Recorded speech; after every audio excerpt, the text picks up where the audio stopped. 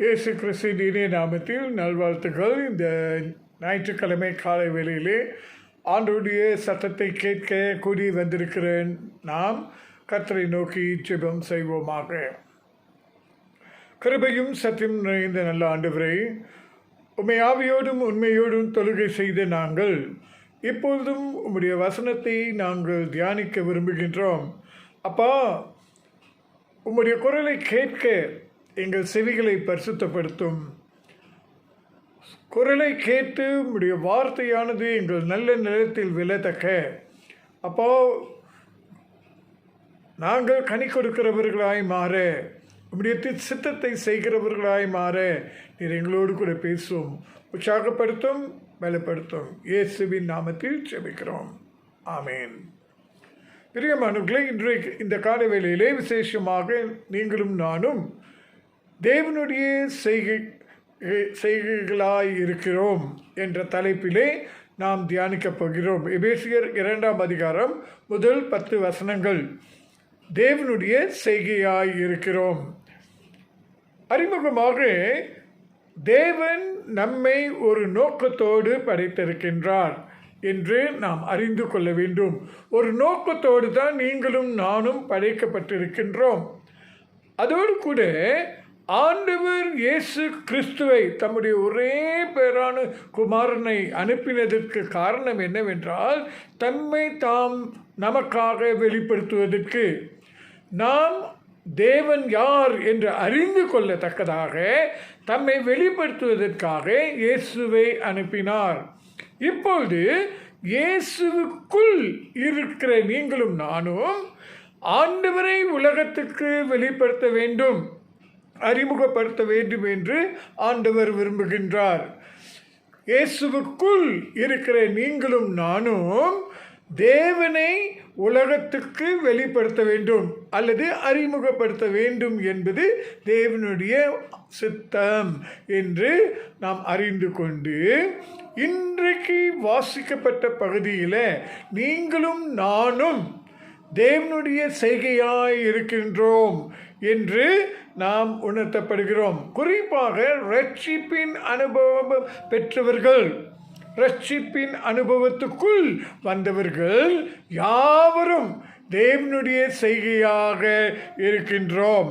அதனால் வாசித்த பகுதியிலிருந்து அப்போஸ்தலனாகிய பவுல் நாம் எதற்காக, என்ன காரியங்கள் நடைபெறுகிறது என்று நாம் பார்ப்போமாக.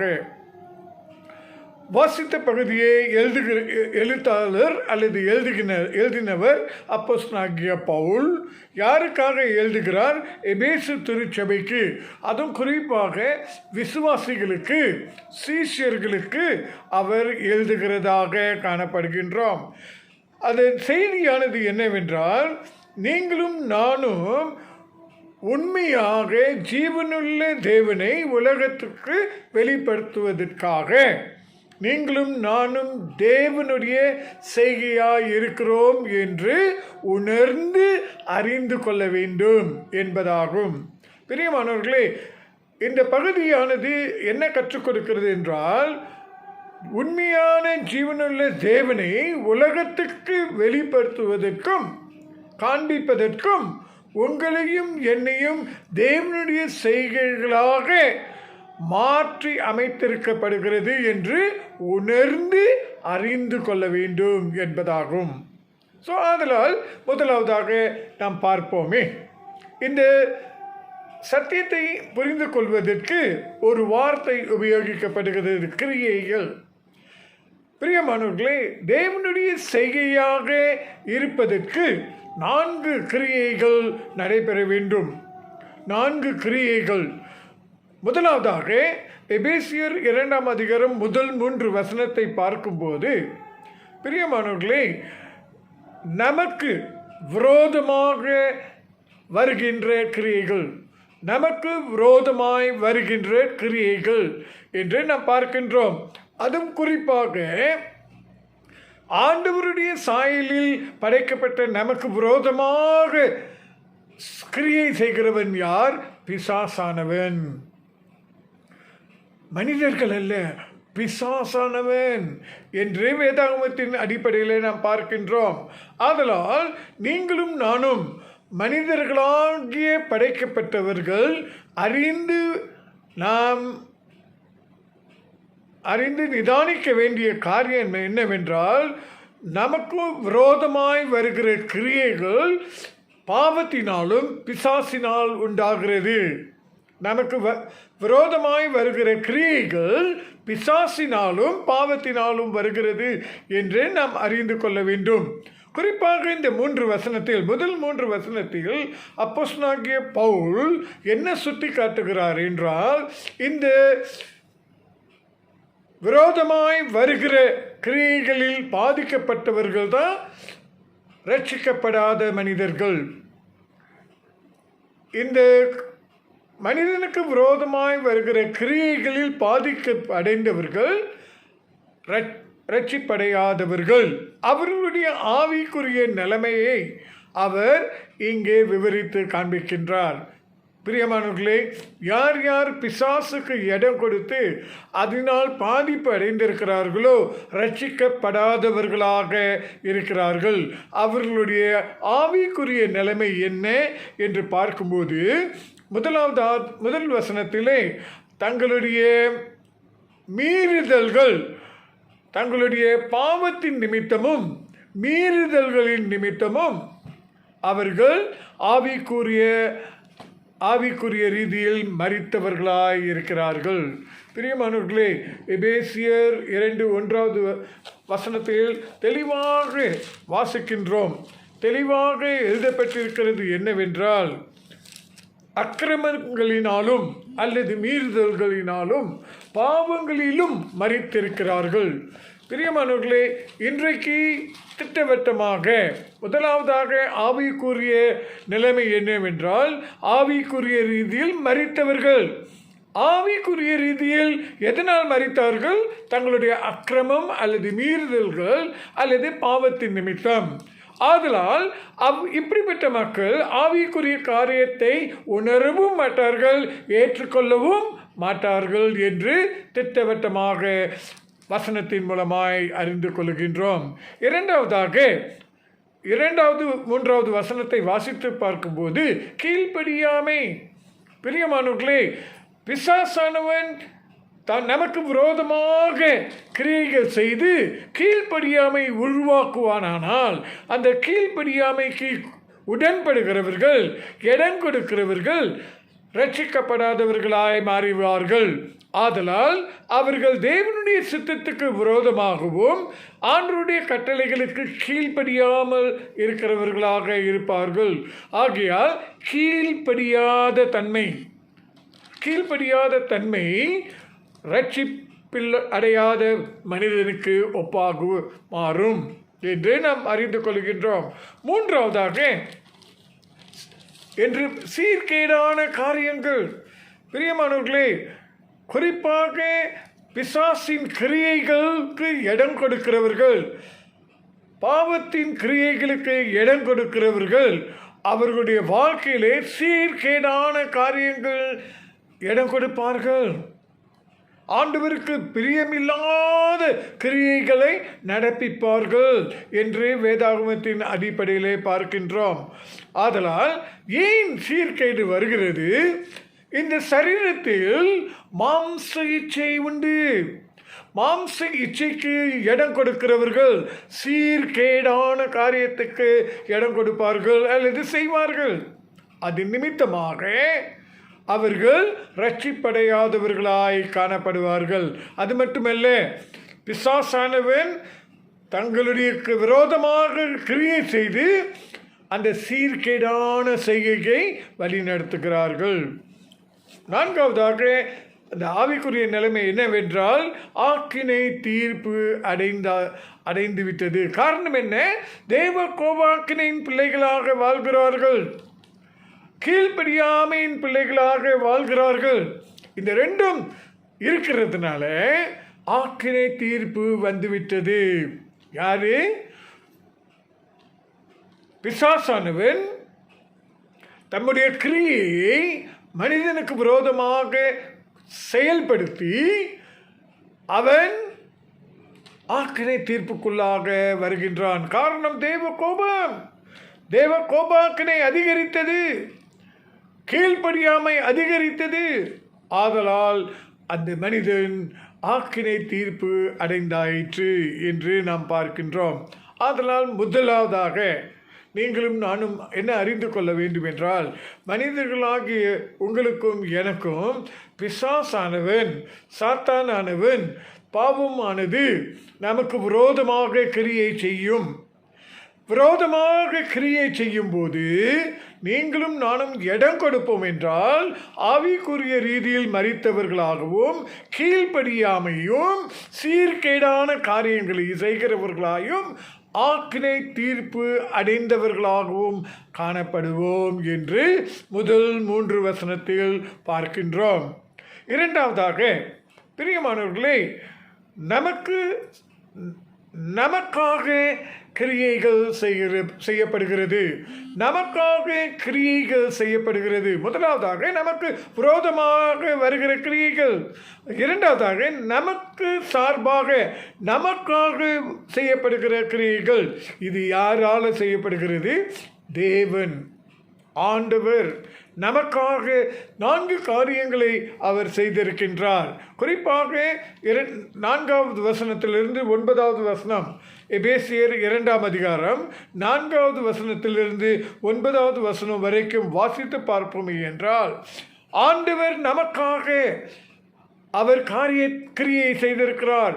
முதலாவதாக அவர் அன்பு கூறுகிறார். பிரியமானவர்களே, அவர் அன்பு கூறுகிறார். தேவன் அன்பாகவே இருக்கிறார் என்று 1 யோவான் 4ஆம் அதிகாரம் 8வது வசனத்தில் நாம் வாசிக்கிறோம். அது அவருடைய தன்மை, அவருடைய சொரூபம். ஆண்டவர் அன்பாகவே இருக்கிறார். ஆதலால் இரக்கத்தினாலும் கிருபையினாலும் அதிக ஐஸ்வர்யமுள்ளவர். நீங்களும் நானும் மனிதனாக இருந்த போதிலும் ஆண்டவர் அன்பாக இருக்கிறதுனால உங்களுக்கும் எனக்கும் கொடுத்தார். பாவிகளாக இருக்கையில், பிரியமானவர்களே, ஒரு காலத்தில் நீங்களும் நானும் அந்தகாரத்தின் பிள்ளைகளாக இருந்திருக்கின்றோம். ஆவிக்குரிய மரணத்தில் இருந்தவர்களாக இருக்கின்றோம். கீழ்ப்படியாமையின் பிள்ளைகளாக இருந்திருக்கின்றோம். ஆனால் தேவன் அன்பு கூர்ந்தது நிமித்தம் தம்முடைய ஒரே பேரான குமாரனாகிய இயேசு கிறிஸ்துவை உங்களுக்காக எனக்காக அனுப்பினது நிமித்தம் அன்பு பாராட்டினார். அந்த அன்பானது உங்களையும் என்னையும் ஆண்டவர் கிரியை செய்து காப்பாற்றினார். ஏன்? அவருடைய செய்கையாக மாற வேண்டும். ஆக்கினை தீர்ப்புக்குள்ளாக போகாமல் அவருடைய செய்கையாக மாறுவதற்கு அவர் அன்பு பாராட்டினார். அது மட்டுமல்ல, பாவத்தில் மரித்த உங்களையும் என்னையும் அவர் உயிர்ப்பித்தார், உயிர்த்தெழ செய்தார். ஆவிக்குரிய உயிர்த்தெழுதல் மாம்சத்தில் வாழ்ந்தாலும் உள்ளான மனிதனில் ஆவிக்குரிய வாழ்க்கையில் நீங்களும் நானும் உயிர்ப்பிக்கப்பட்டிருக்கின்றோம். எபேசியர் 2:5வது வசனத்தை வாசித்து பார்க்கும்போது, மரித்திருந்த நீங்களும் நானும் ஆண்டவர் நம்மை உயிர்ப்பித்தார். ரட்சிக்கப்பட்ட ஒவ்வொரு விசுவாசியும் சீஷனும் ஊழியர்களும் உயிர்த்தெழப்பட்டவர்கள். எப்படி உயிர்த்தெழுதப்பட்டோம்? அவருடைய வார்த்தையினால். எபேசியர் 4:12 சங்கீதம் 19:7 வாசித்து பார்ப்போமே என்றால், தேவனுடைய வார்த்தை உயிர்ப்பிக்கிறதாக இருக்கிறது. உங்களையும் என்னையும் உயிர்ப்பிக்கப்பட்ட ஆண்டவர் அன்பு கூர்ந்தது நிமித்தம் அவர் நம்மை உயிர்ப்பித்தார், உயிர்த்தெழ செய்தார். அது அவருடைய கிரியை. 2வது கிரியையாக 5வது வசனத்தில் பார்க்கிறோம். 3வதாக உயிர்த்தெழ செய்த ஆண்டவர் 3வது கிரியை என்ன செய்தார் என்றால், இயேசு கிறிஸ்துவோடு கூட இருக்கத்தக்க, இயேசு கிறிஸ்துவின் எங்கே இருக்கின்றாரோ பரலோகத்தில் இருக்கிற இடத்தில் அவரோடு கூட இருக்கத்தக்க உங்களையும் என்னையும் அவர் வைக்கின்றார். பிரியமானவர்களே, யாருமே நமக்கு கொடுக்காத ஸ்லாக்கியத்தை ஆண்டவர் கொடுக்கிறார். இயேசு கிறிஸ்துவை இருக்கிற இடத்தில் உங்களையும் என்னையும் உயர்த்தி வைக்கின்றார். இன்றைக்கு அந்த பாக்கியம் உங்களுக்கும் எனக்கும் கொடுக்கப்படுகின்றது. ஏன் என்றால் கிறிஸ்துவின் செய்கையாக, தேவனுடைய செய்கையாக இருக்க வேண்டும். தேவனுடைய செய்கையாக இருக்கத்தக்க ஆண்டவர் அவருடைய அன்பை கொடுத்து உங்களையும் என்னையும் உயிர்ப்பித்து உயர்த்தி வைக்கின்றார். உயர்த்தி கிறிஸ்து இருந்த பரலோக இடத்துல உங்களையும் என்னையும் வைக்க விரும்புகிறார். அப்படி செய்த ஆண்டவர் 4வது 7வது வசனத்திலிருந்து 9வது வசனம் வரைக்கும் வாசித்து பார்ப்போமே என்றால், ஆண்டவர் என்ன செய்கிறார்? உங்களையும் என்னையும் பாதுகாக்கிறார். பாதுகாத்து இந்த உலகத்தில் வைத்திருக்கிறார். அவருடைய நோக்கம் ஒன்றே ஒன்று, சபையாக தேவனுடைய சரீரத்தில் அங்கம் வகிக்கின்ற நீங்களும் நானும் அவரை மகிமைப்படுத்த வேண்டும். அவருக்கு மகிமை கொண்டு வர வேண்டும். நம்மளுடைய வாழ்க்கை மூலமாக, நம்மளுடைய குடும்பம் மூலமாக, நம்மளுடைய சபையின் மூலமாக, நம்மளுடைய நாட்டின் மூலமாக அவருக்கு மகிமை கொண்டு வர வேண்டும் என்று சொல்லி தேவன் நமக்காக கிரியை செய்தார். பிரியமானவர்களே, காத்து கொண்டிருக்கின்றார், காக்கின்றார். உங்களையும் என்னையும் உலகத்தார், உற்றார் உறவினர்களும் சரி, குடும்பத்தினரும் சரி, சிநேகிதர்களும் சரி, உங்களையும் என்னையும் பாதுகாக்க மாட்டார்கள். ஆனால் நம்மை படைத்த ஆண்டவர் உங்களையும் என்னையும் பாதுகாக்கிறார். அவர் பாதுகாக்கிறார். ஆகையால் நமக்காக கிரியைகள் ஆண்டவர் செய்கிறார். 4 கிரியைகள் ஆண்டவர் செய்கிறார். 4வது வசனத்தில் அவர் அன்பு கூறுகிறார். 5வது வசனத்தில் அவர் உங்களையும் என்னையும் உயிர்ப்பித்தார். உயிர்ப்பித்த ஆண்டவர் 6வது வசனத்தில் உங்களையும் என்னையும் உயர்ந்த ஸ்தானத்தில் வைத்திருக்கிறார். உயர்ந்த ஸ்தானத்தில் வைத்திருந்து 4வதாக காத்து கொண்டிருக்கின்றார். காத்து கொண்டிருக்கின்றார் என்று வசனத்தின் மூலமாக ஆண்டவர் சொல்கிறார். பிரியமானவர்களே, பிசாசானவன் நமக்கு விரோதமாக கிரியை செய்தான் என்று முதலாவது பார்த்தோம். 2வதாக தேவன் நமக்காக கிரியை செய்கிறதை நாம் பார்த்தோம். 3வதாக நமக்குள்ளாக செய்யப்படுகிற கிரியை. பிரியமானவர்களே, இதுவும் 10வது வசனத்தில் எபேசியர் 2ஆம் அதிகாரம் 10வது வசனம் முதல் பகுதியில் பார்க்கும்போது, நீங்களும் நானும் இயேசு கிறிஸ்துவினால் சிருஷ்டிக்கப்பட்டவர்கள். அப்படி என்றால் விசுவாசிகளாக, சீஷர்களாக, தேவனுடைய ஊழியக்காரர்களாக இருக்கிற நீங்களும் நானும் இயேசு கிறிஸ்துவினால் உருவாக்கப்பட்ட ஒரு பாத்திரம், உருவாக்கப்பட்டவர்கள், சிருஷ்டிக்கப்பட்டவர்கள் என்று நீங்களும் நானும் அறிந்து கொள்ள வேண்டும். ஒரு குயவன் கையில் களிமண் எப்படி இருக்கிறதோ அதே போல் ஆண்டவருடைய கையில் நீங்களும் நானும் இருந்து ஆண்டவர் உங்களையும் என்னையும் உருவாக்குகிறார். உருவாக்கி கொண்டு அவர் கிரியை தொடர்ந்து நம் வாழ்க்கையிலே செய்து கொண்டிருக்கின்றார். நம்மளுடைய ஆசையின்படி அல்ல, அவருடைய விருப்பம் எதுவோ அப்படிப்பட்ட ஒரு பாத்திரமாக நாம் ஜொலிக்க, நாம் வாழ ஆண்டவர் ஆசைப்படுகின்றார். அவர் விரும்புகிற பிரகாரமாக இது எப்படி செய்கின்றார்? இந்த காலகட்டத்தில் பரிசுத்த ஆவியானவரை கொண்டு ஆண்டவர் கிரியை செய்கின்றார். பிலிப்பியர் 2ஆம் அதிகாரம் 13வது வசனத்தை வாசித்து பார்ப்பீர்கள் என்றால், ஆண்டவர் பரிசுத்த ஆவியினால் கிரியை செய்கின்றவராக இருக்கின்றார். பிரியமானவர்களே, இன்று பரிசுத்த ஆவியினால் கிரியை செய்து கொண்டிருக்கிற ஆண்டவர், நமக்குள் பரிசுத்த ஆவியினால் கிரியை செய்து கொண்டிருக்கிற ஆண்டவர், அவர் பக்குவப்படுத்த விரும்புகிறார். அவர் ஏன் பக்குவப்படுத்த விரும்புகிறார்? கிறிஸ்துவ நடத்தையிலே, கிறிஸ்துவ கிரியைகளிலே, ஊழியங்களிலே நீங்களும் நானும் பக்குவப்பட வேண்டும் என்று ஆண்டவர் விரும்புகிறார். இந்த காலகட்டத்திலுங்க, இப்போ விசுவாசிகளாகிய நீங்களும் நானும், சிஷ்யர்களாகிய நீங்களும் நானும், தேவனுடைய ஊழியக்காரர்களாக இருக்கும் நீங்களும் நானும் நம்மளுடைய கிறிஸ்துவ நடக்கையில், நம்மளுடைய கிறிஸ்துவ ஊழியத்தில் அல்லது கிரியைகளில் பக்குவம் அடையத்தக்க ஆண்டவர் பரிசுத்த ஆவியானவரை கொண்டு கிரியை செய்து கொண்டிருக்கின்றார். தேவன் எப்படி கிரியை செய்கிறார்? 3 முக்கியமான பொருள் கொண்டு அவர் கிரியை செய்கின்றார். முதலாவதாக தேவனுடைய வார்த்தை. இன்று ஆண்டவர் உபயோகப்படுத்துகிற ஆயுதம் அல்லது பொருள் என்னவென்றால் தேவனுடைய வார்த்தை. ஆதலால் தான் தேவனுடைய வார்த்தையை வாசிக்க வேண்டும், தியானிக்க வேண்டும், கற்றுக்கொள்ள வேண்டும், அதை செயலில் கொண்டு வர வேண்டும். ஏனென்றால் தேவனுடைய வார்த்தையை கொண்டு ஆவியானவர் கிரியை செய்து கொண்டு வருகிறார். 1 தெசலோனிக்கேயர் 2ஆம் அதிகாரம் 13வது வசனத்தை வாசித்து பார்ப்போமே என்றால் அந்த சத்தியம் வருகின்றது. இரண்டாவதாக ஜெபம். எபேசியர் 3:20-21 வாசித்து பார்க்கும்போது ஆண்டவர் பயன்படுத்துகிற ஒரு கருவி என்னவென்றால் ஜெபம். முதலாவதாக தேவனுடைய வார்த்தை, இரண்டாவதாக ஜெபம். ஜெபத்தின் மூலமாக ஆவியானவரை கொண்டு தேவன் கிரியை செய்கின்றார், நமக்குள் கிரியை செய்கின்றார். பிரியமானவர்களே, இன்று என்னுடைய வாழ்க்கையிலே சாட்சியாக நான் சொல்ல முடியும்.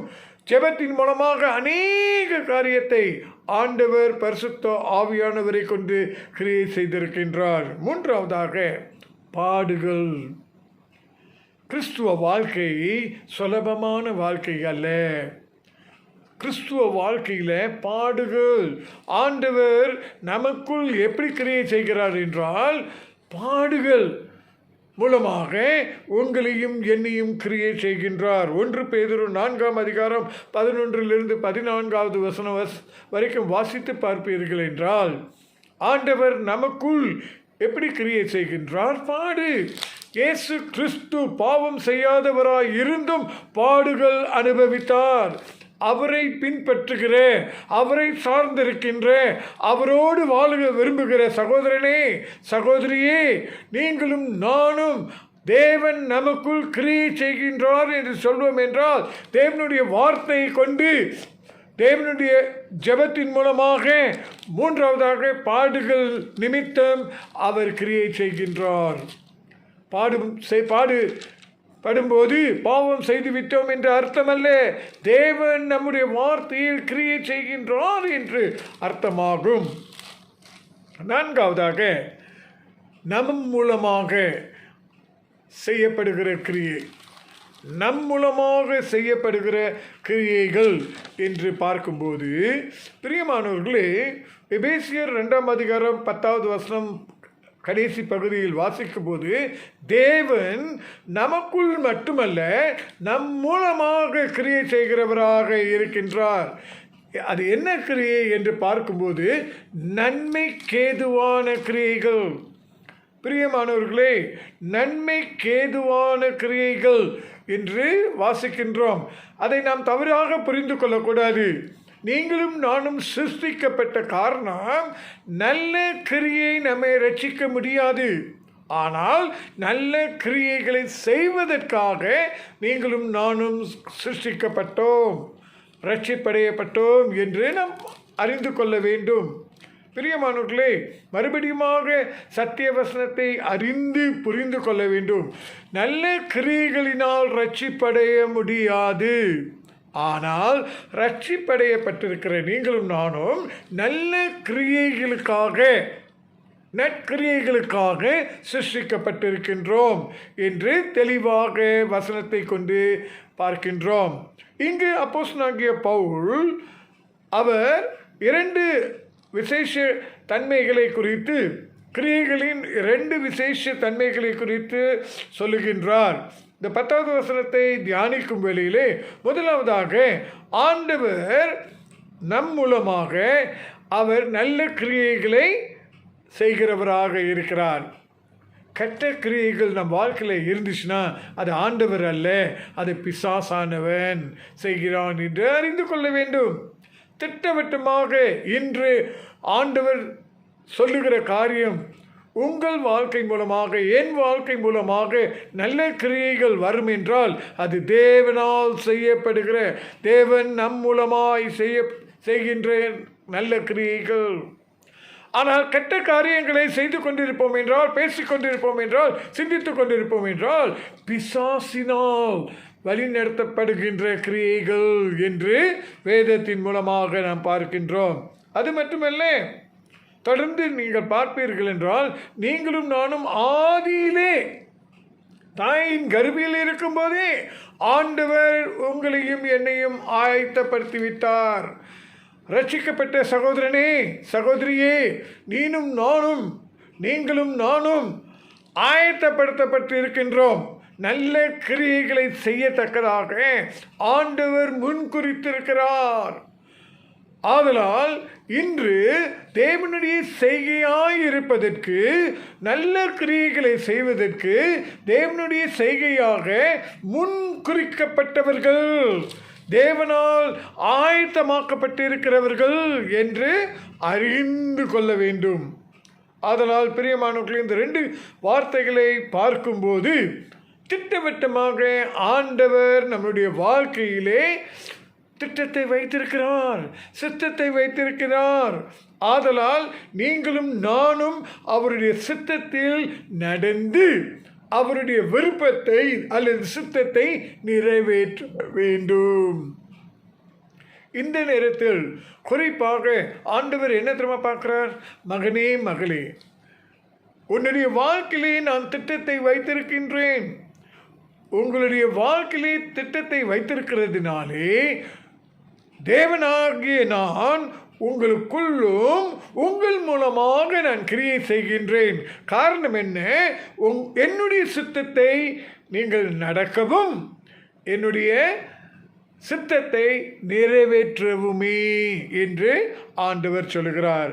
முடிவாக பிரியமானவர்களே, இந்த காலகட்டத்தில் நீங்களும் நானும் நம்மளுடைய வாழ்க்கையை ஆராய்ந்து பார்த்து இந்த 4 காரியங்களில் எந்த காரியம் உங்களுக்கும் எனக்கும் தற்போது நடந்து கொண்டிருக்கிறது, இந்த காலகட்டத்தில், இந்த நேரத்தில், இந்த 4 கிரியைகளில் எந்த கிரியை உங்கள் வாழ்க்கையில், என் வாழ்க்கையில் நடந்து கொண்டிருக்கிறது? பிசாசினால் நமக்கு விரோதமாக வருகின்ற கிரியைகள் சந்தித்து கொண்டிருக்கிறோமா? அல்லது ஆண்டவர் நமக்காக செய்து கொண்டிருக்கிற கிரியைகள் அனுபவித்து கொண்டிருக்கிறோமா?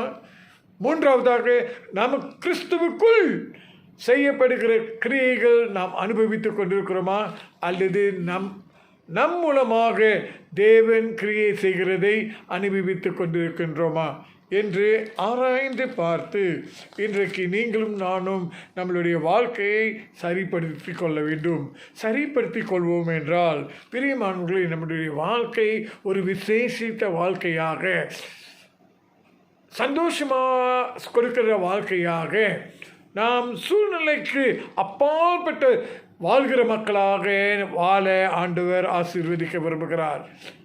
ஆதலால் இந்த காலை வேளையிலே நமக்கு விரோதமாக பிசாசின் மூலம் வருகிற கிரியைகளுக்கு இடம் கொடுக்காமல் தேவன் நமக்காக செய்த கிரியைகளை அனுபவிக்கவும், தேவன் நமக்குள் செய்கின்ற கிரியைகளை அனுபவித்து நம் மூலமாக செய்யப்படுகிற கிரியைகளுக்கு நீங்களும் நானும் இடம் கொடுத்து ஆண்டவரை மகிமைப்படுத்துவோமாக.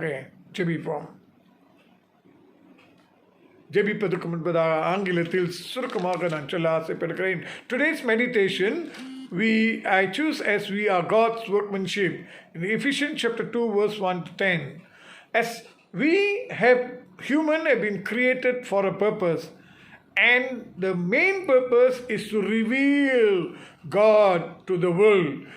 Jesus was sent to us that God reveal himself to us. And as we have seen and experienced God, now it's our task, our duty, our ministry to reveal God to the world. So today there are 4 steps, 4 kinds of work which is being manifested through the Word of God. first work against us.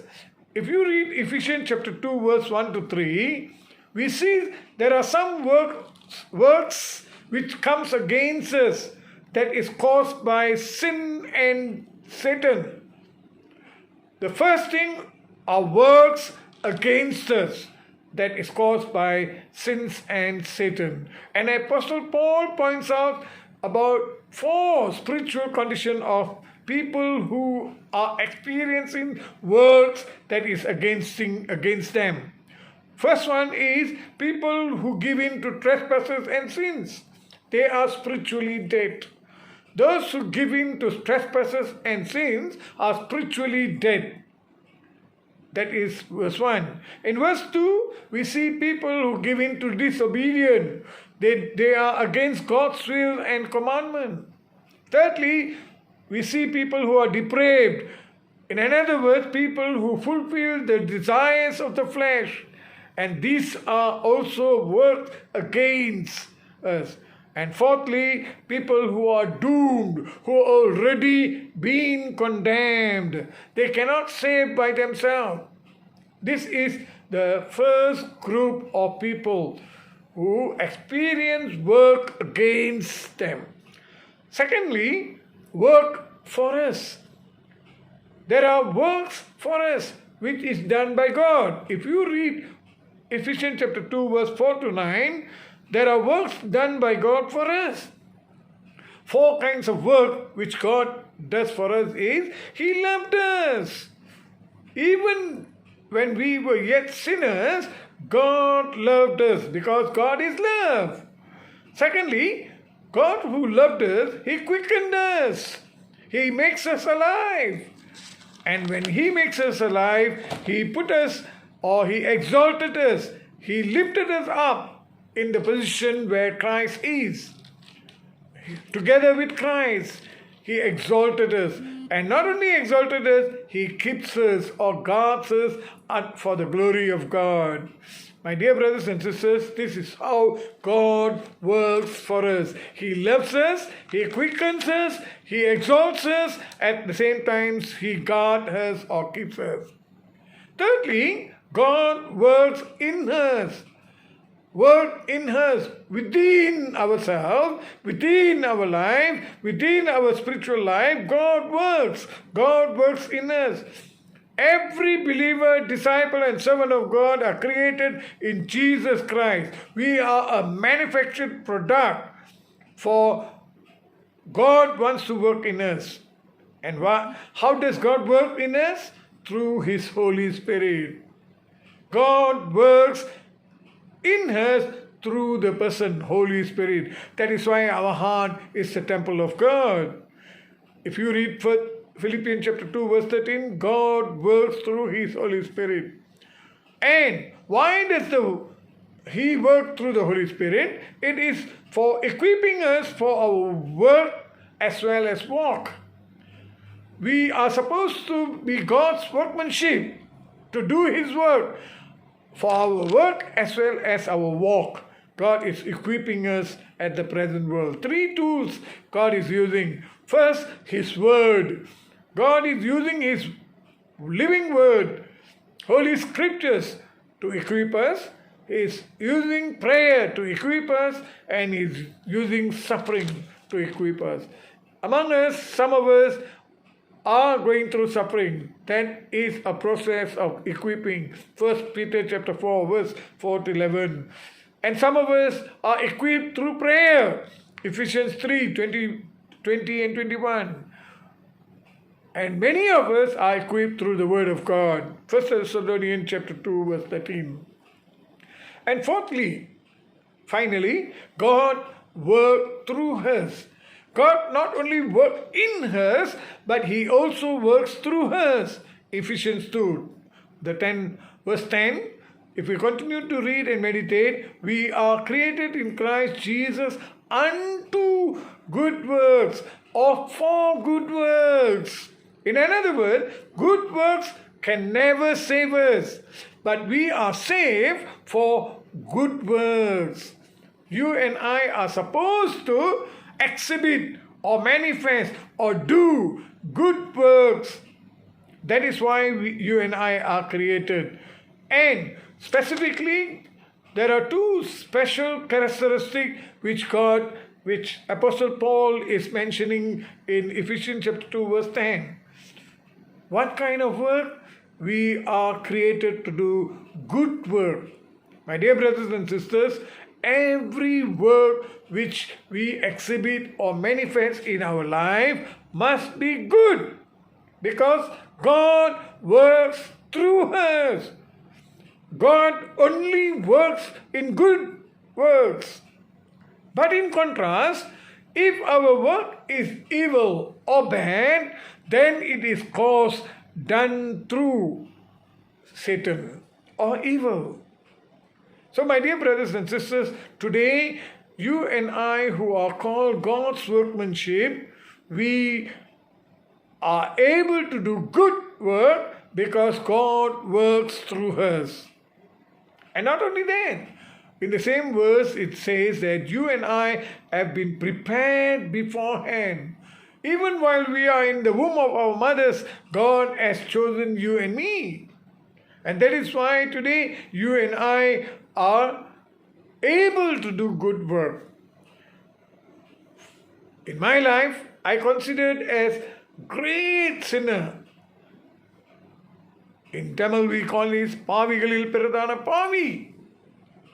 But as I meditate the word of God, this great sinner has been redeemed, saved, in order to do good work. So it is not me, it is not Abraham, it is God. Through the Holy Spirit, He is doing good work. So my dear brothers and sisters, you and I are merely God's workmanship. In other words, God has a plan for each one of us. God has a plan for our lives, that we should walk in His will and fulfill His will or plans.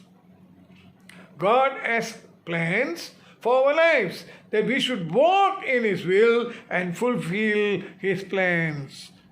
In conclusion, it is very helpful for us to take personal inventory. In other words, in which of the four works are we experiencing in our life now? Are we experiencing works against us? Or are we experiencing works for us? Or are we experiencing works in us? Or finally, are we experiencing works through us? God is inviting us to practice our position in Christ by all. For God has worked for you, let Him work in you and through you. God has worked for you, and allowing Him to work in you and through you for His glory, that we might be able to live an exciting and creative life in this crisis world. Let us pray. ஜெபிப்போம். கிருபையும் சத்தியம் நிறைந்த நல்ல ஆண்டவரே, இந்த வேலைக்காக நாங்கள் உமக்கு நன்றி செலுத்துகிறோம். உம்முடைய செய்கையாக தேவனின் செய்கைகளாய் இருக்கிறோம் என்று உணர்த்தினதுக்காக நன்றி. அப்பா, உம்மை உலகத்துக்கு வெளிப்படுத்துவதற்கு நாங்கள் மாற்றம் அடைந்தவர்களாக எங்களுக்கு விரோதமான வருகிற கிரியைகளுக்கு இடம் கொடுக்காமல், எங்களுக்காக செய்யப்பட்ட கிரியைகளுக்கும் எங்களுக்குள் செய்யப்படுகிற கிரியைகளுக்கும் எங்கள் மூலமாய் தேவன் செய்ய விரும்புகிற கிரியைகளுக்கும் இடம் கொடுக்க எங்களை ஒப்புக் கொடுக்கிறோம். வழிநடத்தி ஆசீர்வதியும். உமக்கே எல்லா துதி கன மகிமையும் செலுத்துகிறோம். இயேசுவின் நாமத்தில் ஜெபிக்கிறோம். ஆமேன்.